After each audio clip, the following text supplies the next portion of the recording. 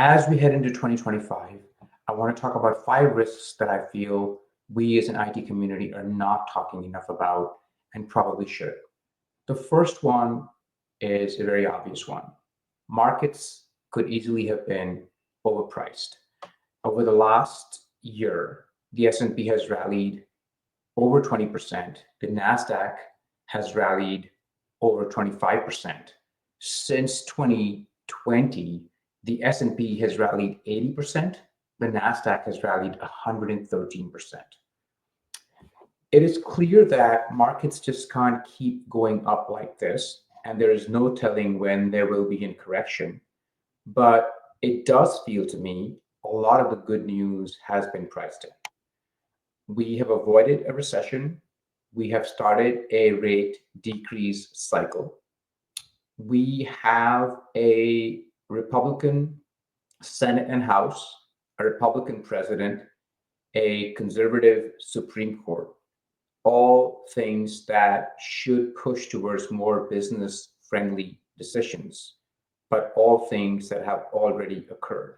So it feels that all the good news is priced in, and that at this point, if there were some bad news, and then that could create volatility in markets. Volatility in markets has typically not been good for private markets. It tends to slow down the IPO process, which blocks up capital, which then results in slower investments going forward. It also tends to create a wedge between where sellers would like to sell their assets and where buyers would like to buy. And those discussions take longer to happen. Once they even agree, there tends to be longer due diligence processes associated with any particular transaction. So my recommendation on this is, if you know that you are going to exit in 2025, get started and try to get this done before the possibility of markets going down. It's not that they will. I just think that there probably is a higher likelihood of this than there has been in the recent past. Risk 2, we get cyber regulation wrong. When the great financial crisis hit and banks were in a huge amount of trouble, one thing that did work was that we had regulatory bodies who had an understanding of how banks work. And the Fed, the FDIC, the OCC were all able to come up with their regulations for how to create more oversight across the banks. And we have the Dodd-Frank Act, which some people might like and others might hate. But the fact is that a unified body of rules came out on the back of that, which helped with regulation and provide clarity on what banks needed to do. Cyber is a different animal. We don't know this risk because it is still evolving. We don't know how to measure it because the data is not fully there. We see already that there is a vast tapestry of regulatory frameworks and guidelines that businesses are supposed to comply with. And I think that that is going to create confusion. And when there is confusion, people tend not to do anything. They tend not to do enough. Government is going to need to be very thoughtful in producing a regulatory framework that is flexible, effective, is implemented swiftly, and at the same time is comprehensive across all the different regulatory needs of all these different bodies. And that requires a government that is very thoughtful and skilled at handling complex projects. The risk here is the government takes the advice of a few people, a few individuals who have vested interests in getting things done a certain way, and we come up with regulation that is insufficient. What are we supposed to do? I think instead of waiting for regulation to come along, we should do the things that make common sense for us to do. Do we have backup and disaster recovery processes in place? Do we have properly secured data? Do we have multi-factor authentication? If we have legacy systems, Do we have comprehensive approaches to providing the patches required to transition them over? Those are the simple things that one doesn't need to have to wait for regulation to do, and we should be doing. Risk 3. This is a little more subtle, but I think it's totally relevant. 2024 was a very busy election year. And regardless of how you feel about how the outcome came out, I think it is fair to say most people are very exhausted with everything that happened. The media didn't let us off the hook even for a second. And this feels to me like the end of a big occasion or big party. Some of us are happy and some of us are unhappy, but all of us are going to have to decompress from everything that has happened. This has built stress into our system. We don't acknowledge it because we're just trying to get ahead with our day-to-day life, but that's not how our human bodies work. And so I think that there will be this latent layer of stress amongst people that will gradually have to decompress over time. And we have to be aware of it. We have to know that it exists inside of us. We have to know that it exists inside of the people that we communicate with. And we have to make sure that our communication is taking that into account. I would highly recommend face-to-face interaction as opposed to emails. And if you are to send emails, I would highly recommend that you think about what you're writing, not just what you want to communicate, but what could get interpreted from that sentence. Because I think people will be a little bit on edge.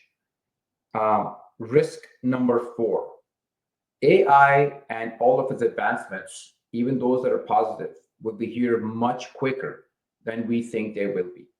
Most people, when we talk about AI and talk about when these changes are coming, tend to say, well, it's 2 years out, 3 years out. And frankly, I don't think much thought has gone into where those 2 or 3 years come from. I think the risk is that they might be here in June. Okay.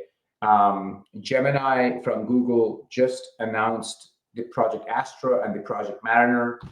Both of them are, basically beta models for providing AI agents to do a lot of the work that we are doing ourselves.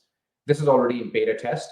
My instinct is that the public is seeing on AI the tip of an iceberg, which means 9/10 of our capabilities around AI already exist, but we don't see them. And I think that it is up to us to realize that that risk actually exists and that we steer our Titanic away from these icebergs. What can we do to do that? This is a time when you have to invest in educating yourself. Educate yourself smartly and swiftly. Find out podcasts that really cover this topic in an intelligent form. You don't have to listen to 10 podcasts on this topic. You have to find the 2 that really work for you and commit to learning them. This is also an opportunity for you to really impress your clients with the information that they need to have. Do you have a thoughtful content piece that gets in front of them on a regular basis? Do you know what their pain points are, and have you educated them yourself about those pain points to the point where you can actually tell them what to do about them? So this is an incredible opportunity as well. The last point I want to say is probably a little bit more subtle, but here it is. Most people agree that AI will eventually be able to do most of the things that the rational brain of a human being is able to process. Now, whether it does it rationally or not doesn't matter. What matters is that it can do it. And most people have said, yes, and that's fine, but there is also a part of us that is irrational, that is emotional, which is where all the creativity happens, and AI will never get there. And I think that is a risk, that we should make that assumption. So what is an example of how we might get there? There are social media websites, platforms like Twitter, like Instagram. And we know that there is a lot of content on those websites that is frankly irrational, that is emotional, that is angry, that is not consistent with the information that exists out there. But there is no way to convince these people about the irrationality of their claims. And I think that there is probably somebody out there who is completely up to speed with the fact that this is all irrational information and is probably using AI models and training them on irrational information to try and understand whether that can be captured and modeled. Which means that 4 years down the road, 5 years down the road, and here I again don't know why I'm saying 4 or 5, I really have no idea. It could be next year. We might have a model that does not only rational thinking, but also starts to predict what irrational thought looks like, what creativity looks like. And then we really are standing at the final frontier, which in my opinion has always not been space, but it has always been the irrational part of the human being, which truly, I think, makes us human. The part that we think cannot be modeled. And I think that there is a risk that with all this information that exists out there, which is basically irrational information, that we will start to nibble away at that problem and come up with a model that actually captures our irrational self as well. What can we do about that? We have to be very thoughtful of the content that we are sharing with each other on these platforms. We have to assume that that data is being studied and captured and modeled. And we have to think about our future generations and what is it that they will do to feel worthwhile with themselves. So these are the risks that I think we are not talking enough about, and I think we should be. I hope that you keep them in mind as you head into 2025. Thank you.